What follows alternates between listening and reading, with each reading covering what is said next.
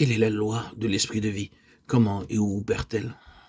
Sur cette base de la loi de la vie, où Abraham reçut la promesse de Dieu d'avoir un enfant, et plus tard, il eut la contradiction qu'il reçut de Dieu de prendre son fils et de l'offrir. Une contradiction étonnante. Dieu donne et Dieu reprend. Il promet l'accomplissement, puis il semble tout enlever d'un seul coup. Qu'est-ce que signifie cette loi de vie? Qu'y a-t-il derrière cela?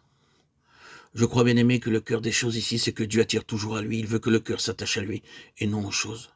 Lorsque l'accomplissement des promesses tarde, c'est que Dieu cherche à amener notre cœur à la place où lui-même est l'objet de notre désir, plutôt que ce qu'il peut faire pour nous. C'est ce qu'il cherche. Lorsque nous expérimentons ce ministère de contradiction, le but de Dieu est de nous détourner des choses pour nous attirer à lui-même. Cela est en résumé cet aspect de la loi de la vie.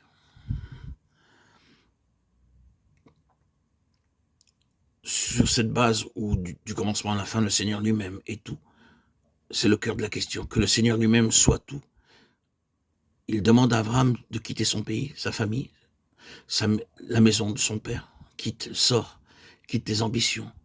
Quant aux choses d'ici-bas sur cette terre, même en relation avec Dieu, quitte des choses que Dieu peut faire, que Dieu peut donner. Sors pour aller où? À Dieu lui-même. Et reconnaissons-nous quelle sera l'issue de tout cela? Oh, chose merveilleuse. Abraham, mon ami, combien il y a de choses en ces mots. Tout laisser pour Dieu, être entièrement à Dieu, permettre à Dieu d'avoir sa voix, se confier à Dieu. Se confier à Dieu, là même où il semble que Dieu se renie et se contredit lui-même. Cela nous fait entrer dans le cœur de Dieu.